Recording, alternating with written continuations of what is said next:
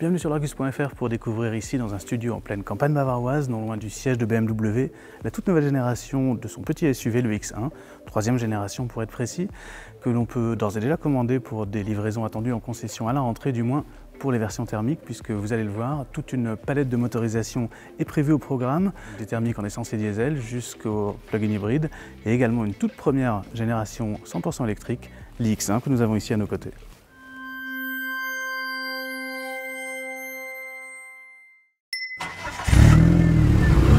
Le nom de code de cette génération est U11, elle gagne 5 cm au passage pour atteindre tout juste 4,50 m, ce qui la place 22 cm plus courte que le X3, son grand frère, et 10 cm de plus que l'Active Tourer sur lequel elle est basée et partage la même plateforme.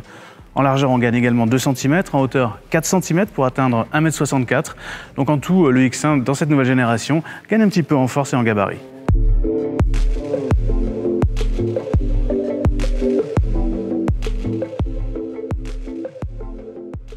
Deux types de finitions extérieures sont proposés au catalogue, X-Line ou M-Sport. Ici, c'est une X-Line avec beaucoup de chrome, des bas de caisse typiques d'un SUV et bien sûr, la calandre XXL qu'on trouve sur toutes les dernières productions BMW. Elle est plutôt bien intégrée ici visuellement, ne choque pas comme sur certains autres modèles.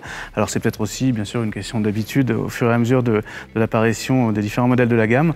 En tout cas, ce qui est particulièrement original sur ce nouveau X1, ce sont les grosses nervures qui marquent son capot et lui donnent un côté comme ça très costaud, très assis sur la route, avec également le nouveau regard que l'on trouve dans les projecteurs.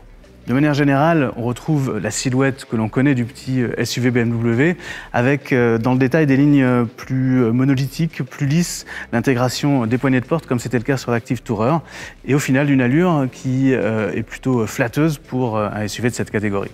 C'est le design de la partie arrière du X1 qui est clairement le plus marquant. Ça commence ici par un spoiler très prononcé, très allongé qui suit la ligne de toit, au-dessus d'une lunette arrière qui elle est très en arrière, pratiquement en porte-à-faux, également prolongée de feux au design proéminent qui sont assez marquants, probablement de jour comme de nuit lorsqu'on la verra sur la route.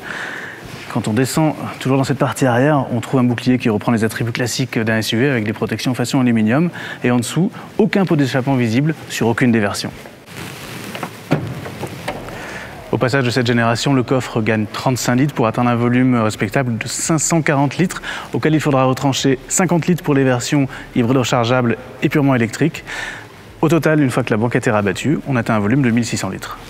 Dans l'habitacle du nouveau X1, on retrouve en fait la planche de bord que l'on connaît déjà dans la série 2 Active Tourer, une planche de bord vraiment moderne qui bien sûr se distingue principalement par ses deux écrans incurvés assez spectaculaires de 10,25 et 10,7 pouces qui ne manqueront pas aussi de rappeler ce que fait Mercedes depuis quelques années dans ses petits modèles. Il inaugure également un nouveau système d'exploitation particulièrement moderne, des très beaux graphismes, un petit peu de lenteur à la manipulation, mais ça on verra ce que ça donnera bien sûr sur les versions définitives une fois qu'on pourra essayer la voiture à la rentrée. C'est également un système connecté qui permet, via un iPhone, de pouvoir rentrer dans la voiture et également de la démarrer, voire même de partager les clés si on souhaite le faire à distance.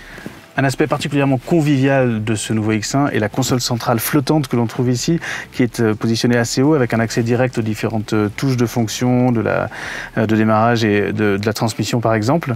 Il recèle de nombreux rangements et un grand espace ici qui le rend très agréable à vivre au quotidien. Au place arrière, on bénéficie d'un espace vraiment confortable avec un bon espace pour les jambes qu'on peut facilement allonger sous les sièges avant. Une garde-toit largement suffisante, même ici avec l'option toit panoramique. Le dossier est réglable sur plusieurs positions pour trouver la position la plus confortable. Et en option sur les versions thermiques uniquement, il est possible également d'avoir droit, comme sur la version précédente, à une banquette coulissante, ici sur 13 cm. 4 moteurs sont au programme au lancement du nouveau X1, 2 essences, 136 et 218 chevaux, 2 diesel, 150 et 211 chevaux. Dans les deux cas, les versions les plus puissantes sont dotées d'une hybridation légère et de 4 roues motrices. Et pour le lancement, le tarif commencera à 42 750 €. Pour ce qui concerne les versions électrifiées, on ne connaît pas encore les tarifs puisqu'elles viendront dans un second temps. La version 100% électrique iX1 est dotée d'une batterie de 62,5 kWh qui lui donne une autonomie totale de 438 km et elle est forte de 313 chevaux distillés par ces deux moteurs à l'avant et à l'arrière, donc bien sûr en traction intégrale. Pour ce qui est des versions plug-in hybrides rechargeables, on atteint une autonomie totale de 89 km, ce qui est assez remarquable dans la catégorie. Voilà, j'espère que cette vidéo vous a plu. Nous restons bien entendu en contact sur les différents réseaux sociaux de l'Argus et nous vous disons à très bientôt sur l'argus.fr.